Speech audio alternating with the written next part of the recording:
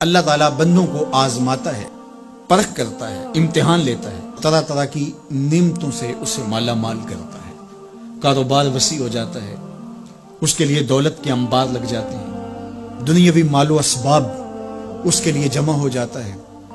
منصب ملتا ہے، عہدہ ملتا ہے، اقتدار ملتا ہے، شان و شوکت ملتی ہے، لوگوں کے دلوں میں اس کا گھر بنتا ہے، تو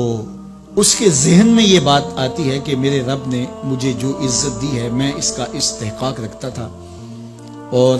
میں اگر اس لائق نہ ہوتا تو مجھے کیوں نوازا جاتا، تو گویا میرا رب میرے اوپر راضی ہے۔ اور پھر جب محفل نعت میں مہمان خصوصی بھی بن گئے تو پھر تو ان کے نفس کو اور تسکین مل گئی۔ جب پیر صاحب نے بھی ان کو ہی اہمیت دی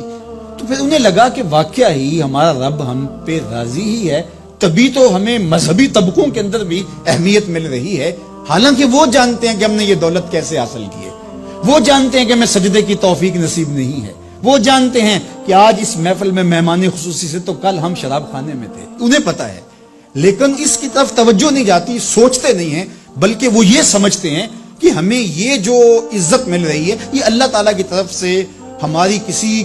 قبولیت کی وجہ سے یہ عزت ہے، حالانکہ یہ ان کی آزمائش تھی، ان کا امتحان تھا۔ دوسری بات، وَأَمَّا إِذَا مَبْتَلَاهُ، اور جب اللہ اس کو آزماتا ہے، فَقَدَرَ عَلَيْهِ رِزْقَهُ، اور اس کے رزق کو تنگ کرتا ہے، اس کو آزمائش کی بھٹی میں ڈالتا ہے،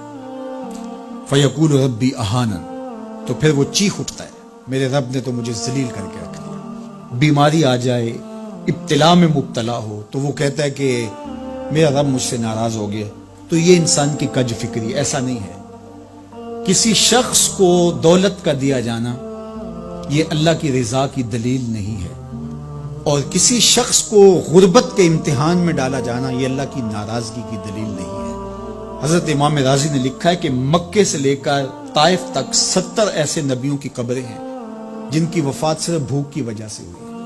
تکلیفوں میں، آزمائشوں میں، امتحانوں میں، ابتلاؤں میں اس کے بندے رہے ہیں۔ میرے اور آپ کے آقا و مولا حضور ختمی المرتبت کے گھر میں کبھی برابر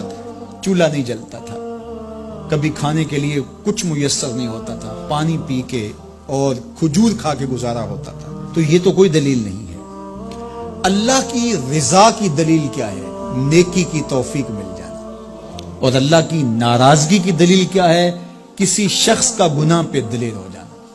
کوئی بندہ گناہ پہ دلیر ہے اور معصیت،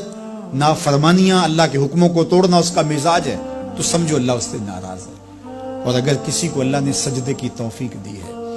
کسی کو اللہ نے اپنے راستے میں خلوص کے ساتھ خرچ کرنے کی توفیقات عطا کی ہیں، حلال حرام کی تمیز اس کو عطا کر دی گئی ہے، تو پھر سمجھ لو کہ اللہ اس پہ راضی ہے۔ باقی رہی بات کہ کسی کو دولت کا زیادہ دیا جانا، کسی کو کم دیا جانا، تو یہ آزمائش ہے۔ اب جو اہل ایمان ہیں، اللہ کے بندے ہیں، وہ کیا کرتے ہیں؟ جب دولت زیادہ ملتی ہے، اقتدار ملتا ہے، منصب ملتا ہے، تو بس اللہ کے شکر کے دائرے میں آ جاتے ہیں، اور جب مصیبت آتی ہے، تکلیف آتی ہے، اذیتوں میں مبتلا ہوتے ہیں، تو پھر وہ یہ نہیں کہتے کہ ہمارے رب نے ہمیں ذلیل کر دیا، بلکہ وہ اس پہ صبر کرتے ہیں اور اللہ کے حضور دعائیں کرتے ہیں، التجائیں کرتے ہیں کہ مالک تو نے جو جس آزمائش میں ڈالا ہمیں پورا اترنے کی توفیق نصیب فرما، ہماری سفید پوشی کا بھرم نہ ٹوٹے، اور ہمیں اس مشکل وقت سے بچانا کہ جب ہماری یہ غربت ہمیں کفر تک لے جائے، اور جب ان کو دولت مندی دی جاتی ہے تو وہ ڈرتے ہیں کہ اللہ ایسا نہ ہو کہ یہ دولت ہمیں فرعون بنا دے، یہ دولت ہمیں نمرود بنا دے، ہمارے اندر بخل پیدا ہو، تکبر پیدا ہو، ہمارے اندر غرور پیدا ہو، تو وہ اس حالت کے اندر اللہ تعالیٰ کا شکر یا دوسری حالت میں اللہ کے حضور صبر کی توفیق مانگتے ہیں اور صبر کے ساتھ اپنی زندگی گزارتے ہیں۔